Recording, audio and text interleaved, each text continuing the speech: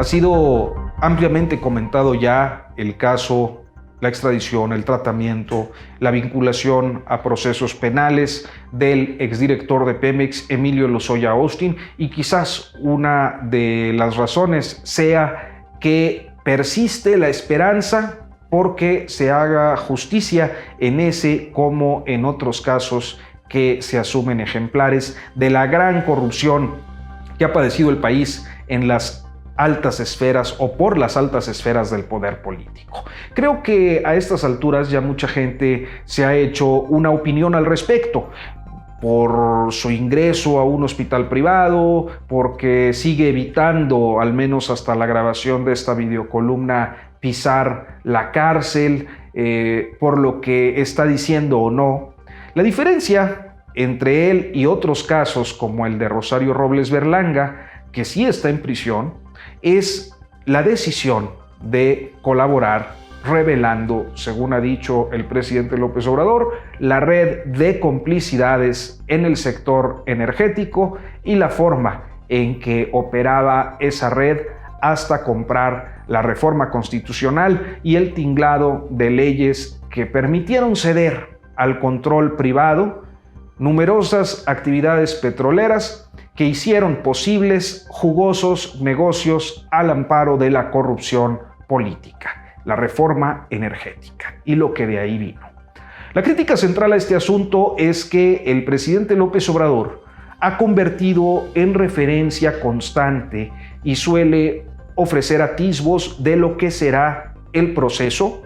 con un uso político con fines electorales y que con el tema intenta golpear la reforma energética y que detrás de esto hay un exceso de espectáculo para la distracción de temas centrales en los que su gestión ha sido negativa. Y creo que hay un poco de todo.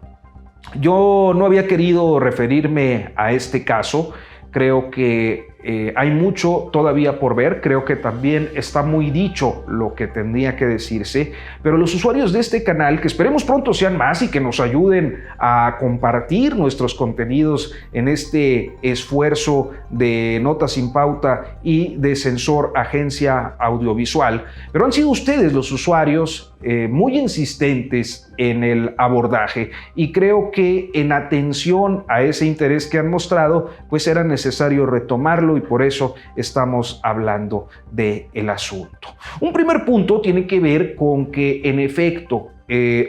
hubo un ánimo privatizador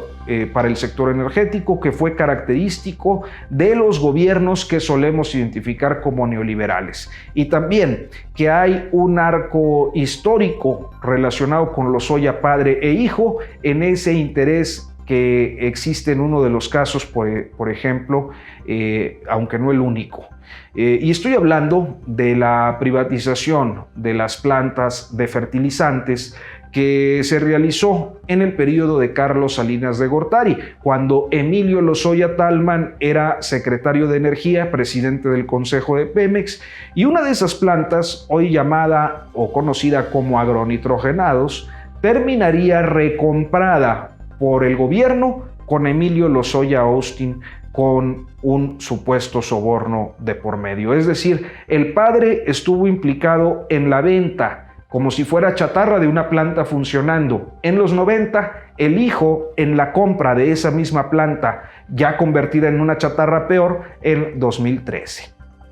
Ese ánimo privatizador, posibilitador de negocios, iniciado también en el periodo de Salinas, tuvo diferentes momentos de impulso a lo largo de 3 décadas, destacadamente en el sexenio de Felipe Calderón, cuando quiso realizar una reforma petrolera, si no me equivoco, 2009. Aquel asunto de México tiene un tesoro en aguas profundas, pero hay que sacarlo. No sé si lo recuerdan, pero hasta había spots de televisión.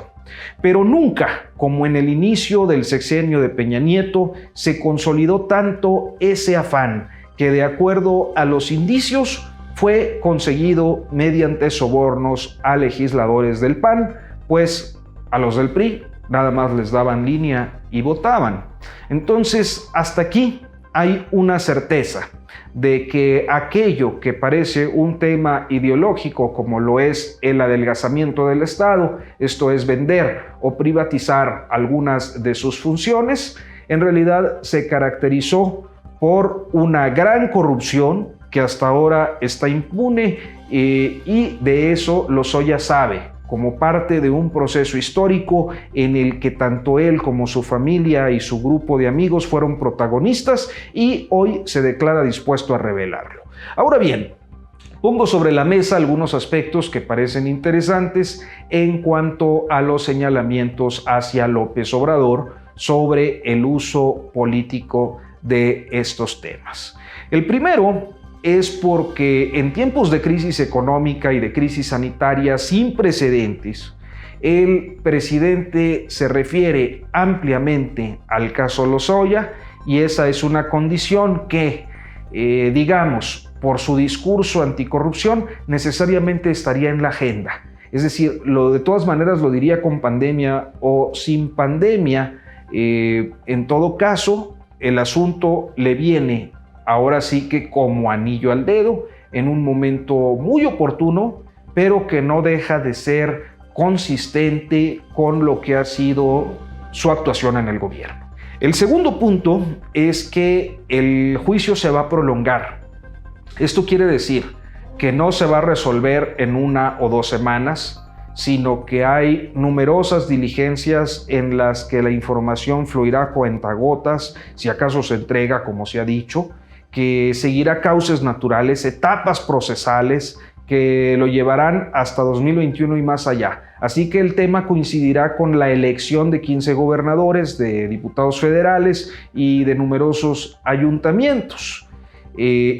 Naturalmente, es un aspecto clave. Hay que recordar que los hoy gobernadores, que además varios de ellos tendrán procesos electorales el próximo año, eran senadores cuando se aprobó la reforma energética, y eran senadores panistas, para ser más preciso. Y entre estos, bueno, pues destaca el gobernador de Tamaulipas, Francisco Javier García Cabeza de Vaca, el de Durango, José Rosas Aispuro, el de Querétaro,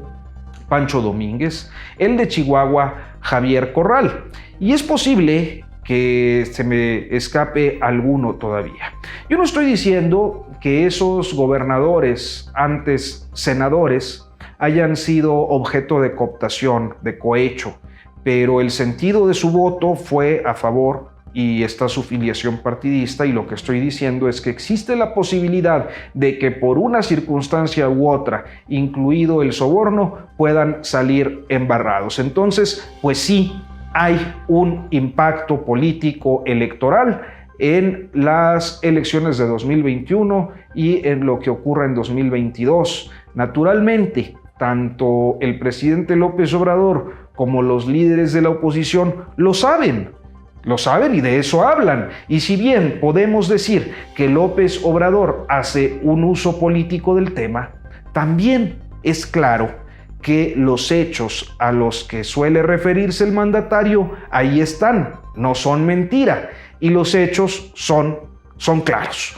Hubo un plan privatizador que resultó un fracaso para el país, un plan que fue impuesto mediante un esquema de corrupción que está impune y que para desentrañarlo Emilio Lozoya es clave, y por eso, bueno, tiene el beneficio del testigo colaborador, cuyas revelaciones pueden ser, si en efecto las hace, como se dice, un problema para el de por sí difícil reposicionamiento opositor, pero eso es consecuencia de la corrupción de sus miembros y no de quienes, por mencionarla, la usen política electoralmente o no, sea el presidente López Obrador o cualquier otra persona.